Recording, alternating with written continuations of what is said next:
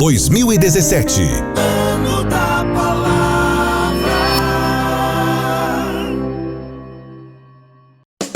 Em 2017, você tem um encontro marcado com o futuro da educação cristã no maior evento de escola dominical do país. Participe do 9º Congresso Nacional de Escola Dominical, de 12 a 15 de outubro de 2017, no Rio de Janeiro. Plenárias, seminários e workshops com os grandes nomes da educação cristã nacional e internacional, celebrando os 500 anos da Reforma Protestante. Venha se aperfeiçoar no ensino da Palavra de Deus com Elmer Towns, Marlene Lefever, Antônio Gilberto, Ezequias Soares, Elianai Cabral, Claudionor de Andrade, Alexandre Coelho, César Moisés, Helena Figueiredo, Joane Bentes, Elaine Cruz e muitos outros especialistas da educação cristã. Marque em sua agenda. 9º Congresso Nacional de Escola Dominical, de 12 a 15 de outubro de 2017, no Rio de Janeiro. Um evento com a qualidade CPAD.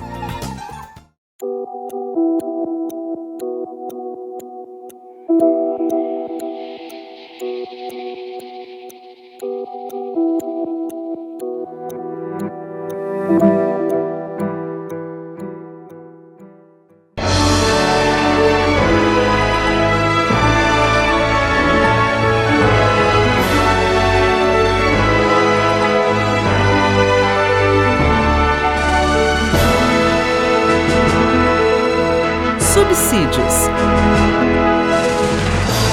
Lições Bíblicas. Jovens. Lição 4. Jesus e sua interpretação da lei. A lição de hoje trata de um aspecto muito importante que até hoje intriga os exegetas, os estudiosos, os teólogos. Jesus Cristo fala da necessidade de nós, no versículo 20 da lição passada, de que se a vossa justiça não exceder a dos escribas e dos fariseus, de modo algum entrareis no reino dos céus, ou no reino de Deus. Bem, e aí ele passa a mostrar, de alguma forma, a sua contraposição àquilo que estava estabelecido na sociedade judaica. Nós conhecemos como antíteses de Jesus. São em número de 6. 6 antíteses proferidas pelo Senhor Jesus Cristo.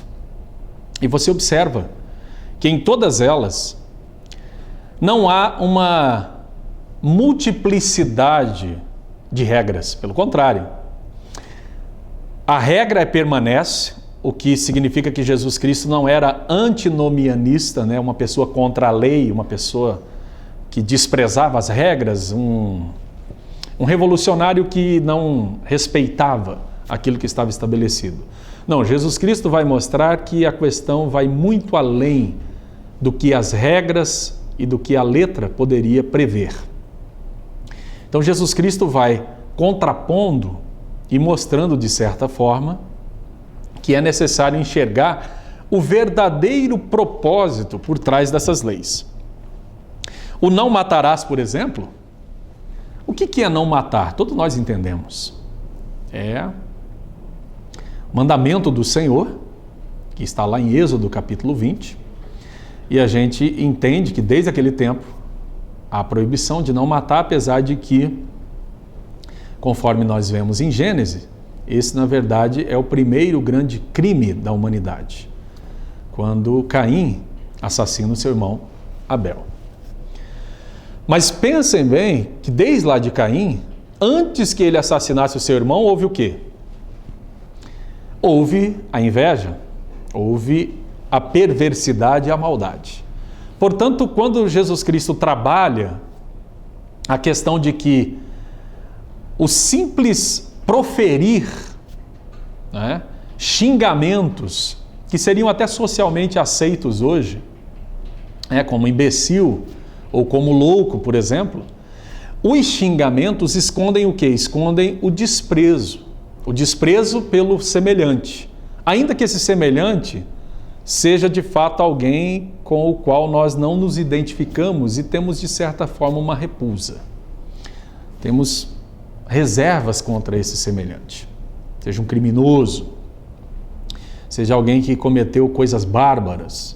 E há muitos personagens na história que nós colocaríamos como pessoas indignas de terem o perdão divino, porque nós nos sentimos até, às vezes, nós perdemos muito o senso das coisas e achamos que somos capazes até de definir quem Deus deveria perdoar ou quem Deus deveria condenar. Então o Senhor Jesus Cristo vai mostrar que não é só matar, mas sim, Ele vai além. Ele vai além. Se você alimenta no seu coração raiva, ódio, maus pensamentos a respeito de um semelhante, isso já é a semente que por uma convenção social pode não gerar o fruto final, que seria o assassinato, seria o homicídio. Mas na verdade ele está ali. Muitas vezes, pragmaticamente falando, não vai gerar. Muitas vezes até falta coragem para gerar. Mas a vontade não é uma vontade boa sobre qualquer pessoa cujo sentimento alojado no coração é ruim. E quem aqui de nós, tanto este comentarista que fala com vocês, quanto você aí do outro lado, já não teve sentimentos ruins em relação a outra pessoa? Já não teve ressentimento? Já não teve dificuldade de relacionamento? Todos nós temos. Mas a recomendação bíblica é que nós lutemos contra essas coisas. É isso que a Bíblia vai nos ensinar a fazer. Uma coisa que precisa ficar clara dentro dessa questão que nós estamos conversando, e nós já estamos aí, bastante avançados, é justamente o fato de que o sermão ele contrapõe o nosso desejo. A justiça do reino é contraposta à nossa justiça, porque a nossa justiça, ela é, na verdade, uma justiça humana, falível, uma justiça retributiva. É retributiva essa justiça. A justiça de Deus não. Ela é benevolente, ela é graciosa, ela é amorosa. Portanto, a gente até se irrita com a benevolência de Deus. Mas é isso que Ele quer nos ensinar a ser. Nós sejamos bons tanto quanto Ele é. E aí Ele vai dizer, e quando o Senhor profere o seu sermão, ainda tem o judaísmo. A religião judaica está em pleno desenvolvimento, está em plena vigência.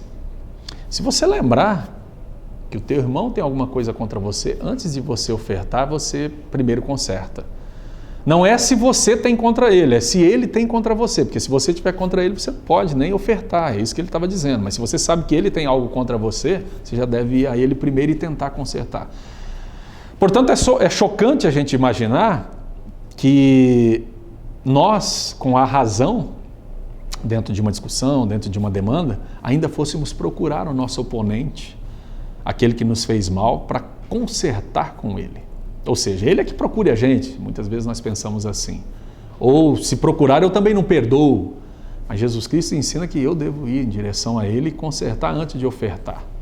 Portanto, o aspecto horizontal é simplesmente definidor para o aspecto vertical. Ou seja, a minha comunhão com Deus depende da qualidade da minha comunhão com os outros. Isso é bastante desafiador. E aí o Senhor tem mais 5 outras antíteses que ele apresenta. Vai contrapondo, vai aprofundando e vai mostrando qual era a verdadeira vontade de Deus por trás de cada um desses aspectos. Mas eu queria chamar a atenção, por exemplo, relacionada a essa primeira antítese, a última, A última que fala no versículo 43, ouviste que foi dito, amarás o teu próximo e aborrecerás o teu inimigo. Nós vamos encontrar no texto de Levítico 19 a regra de amar o nosso próximo, que seria entendido como amar o judeu amando a si mesmo, os seus próprios irmãos judeus. Mas odiar o inimigo não se encontra na lei de Deus. Esse foi um acréscimo, é a halaká, é a tradição dos anciãos inseridas na lei de Deus e absorvidas pelas pessoas naquela época. Portanto, o Senhor Jesus Cristo contrapõe peremptoriamente. Essas questões que eu estou colocando para os irmãos estão detalhadas no livro do trimestre. Por isso que é tão importante que os irmãos tenham em mãos o livro do trimestre, que vai tratar de questões que não tinham condição de nós tratarmos no corpo da lição, até pela exiguidade de espaço. Portanto, as antíteses, elas revelam a justiça dos escribas. Essa justiça, que o Senhor Jesus Cristo falou, da justiça dos escribas e também dos fariseus. Essa, do versículo 21 ao versículo 47, trata da justiça dos escribas, dos doutores da lei. Ou seja, o discípulo tem que ir além daquilo que os doutores da lei diziam acerca da lei de Deus. O versículo 48 conclui de maneira magistral: sede vós perfeitos, como é perfeito o vosso Pai que está nos céus. E você poderia pensar, como é que eu, ser humano falível, posso ser perfeito tanto quanto Deus, que é infalível? A palavra perfeito aqui não se refere à perfeição do ponto de vista de você não ter o que se aperfeiçoar. Esse processo de aperfeiçoamento, de santificação, nós cremos, só se encerra o dia que nós estivermos com o Senhor definitivamente. Mas perfeito no sentido de ser completo e inteiro. Existe um autor que diz que a palavra perfeito aqui é como aquele animal que se exigia o seu sacrifício no Antigo Testamento. O animal tinha que ser perfeito, não podia ter defeito. O que significa que o animal tinha que ser inteiro, tinha que ser algo que pudesse ser oferecido a Deus com perfeição. Portanto, é dessa forma que Deus quer que nós nos apresentemos diante dele. Com o coração inteiro, com o coração verdadeiro, voltado e colocado para ser transformado, para ser radicalmente mudado. Eis o grande desafio da lição de hoje e também a grande oportunidade para que você chame os seus alunos e também se veja como sujeito principal desse processo de transformação. A nossa justiça, a justiça do reino, deve ser superior à justiça dos escribas e dos doutores da lei. Que Deus te abençoe.